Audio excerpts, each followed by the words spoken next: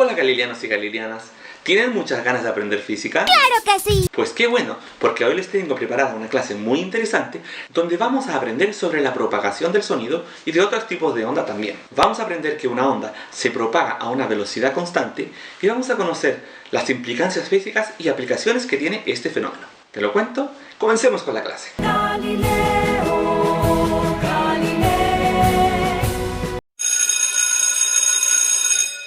Nosotros ya sabemos lo que es una onda. Una onda es una perturbación que se propaga, ¿te acuerdas? Bueno, pues las ondas se propagan a una velocidad determinada y constante. Eso quiere decir que la perturbación se va a desplazar recorriendo distancias iguales en tiempos iguales. La velocidad de una onda se define como la distancia que recorre por unidad de tiempo y se puede calcular con la siguiente fórmula. La velocidad es igual a la distancia que recorre la onda dividido por el tiempo que le toma recorrerla. Por ejemplo, un terremoto que se produjera en Japón produciría un tsunami que viajaría hacia Chile. Esta onda gigante tendría que recorrer los cerca de 14.500 kilómetros de océano Pacífico que nos separan de Japón antes de llegar a nuestras costas. Tranquilen, al tsunami le toma cerca de 22 horas llegar hasta acá, lo que nos daría tiempo suficiente para prepararnos. Pero veamos a qué velocidad se propaga esta onda. Los datos del problema son los siguientes.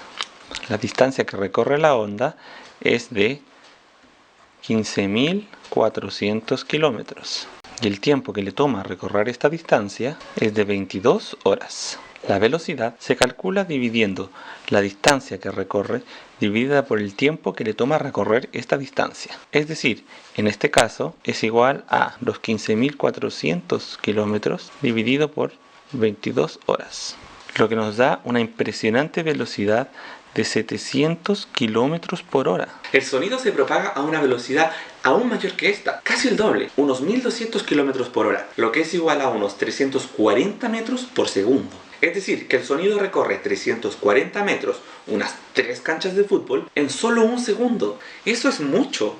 Cualquier vehículo que se mueva más rápido que esto, es decir, más rápido que el sonido, decimos que es un vehículo supersónico. ¿Te has dado cuenta que cuando un futbolista le pega el balón desde el otro extremo de la cancha, el sonido se demora una pequeña fracción de segundo en llegar a nuestros oídos? Es poquito, pero se demora un tiempo. Esto ocurre porque el sonido tiene que recorrer una determinada distancia a una velocidad finita y constante. Conocer la velocidad de una onda tiene múltiples aplicaciones. Por ejemplo, podemos utilizarlo para determinar a qué distancia ocurre un rayo.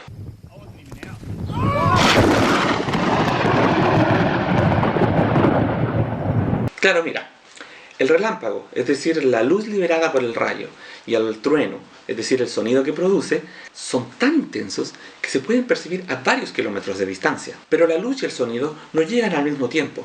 Esto es así porque viajan a velocidades diferentes.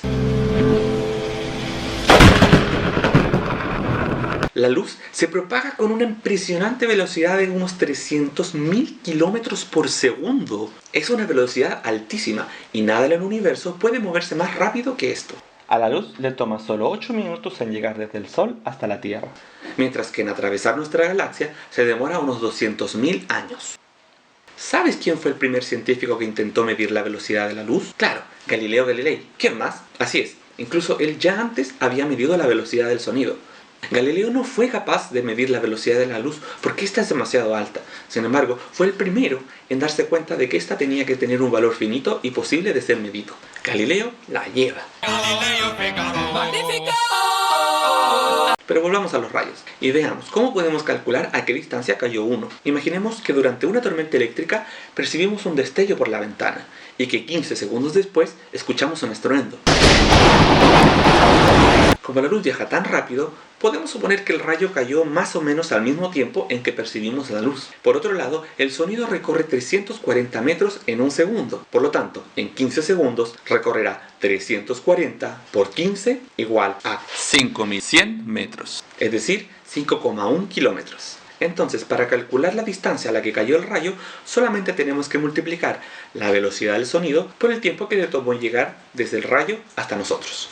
Este mismo principio se puede aplicar para estudiar los terremotos. ¿Te has preguntado cómo hacen los sismólogos para determinar a qué profundidad ocurrió un sismo? Recuerda que existen dos tipos de ondas sísmicas, las llamadas ondas P y las llamadas ondas S. Pues resulta que estas ondas viajan a velocidades diferentes. Las ondas P se mueven más rápido que las ondas S, casi el doble de velocidad.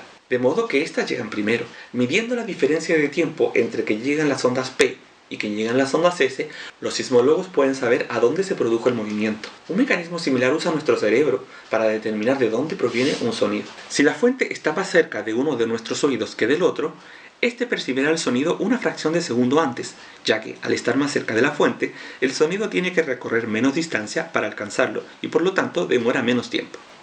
La diferencia de tiempo entre el sonido percibido por un oído y por el otro le permite a nuestro cerebro saber de dónde proviene la fuente. El cerebro es capaz de percibir diferencias de tiempo de hasta una 10 milésima de segundo. Algunos animales como el murciélago y el delfín utilizan el sonido para poder observar un objeto en un lugar oscuro.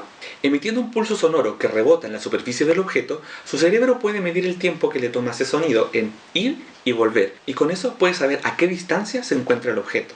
Este mismo principio es el que permite el funcionamiento de los radares y los sonares.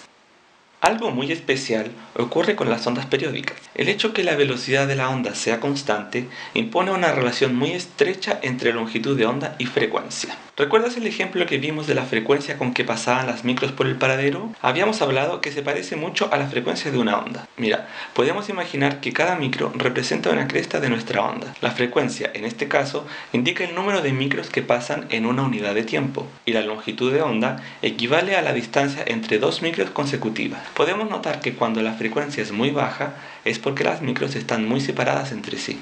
O sea, la longitud de onda es grande. En cambio, cuando la frecuencia es alta, las micros tienen que venir más cerca unas de otras, y por lo tanto la longitud de onda es más corta.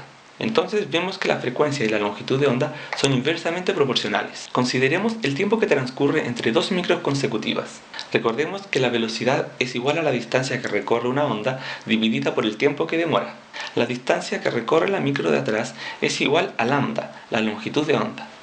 Y el tiempo que se demora es por definición igual al periodo.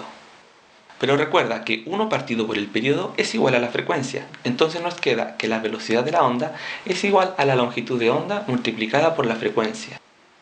Bueno chiquillos, eso es todo por hoy. Espero que esta clase haya sido muy clara y que les haya servido para aprender algo nuevo sobre el sonido. Nos vemos la próxima clase.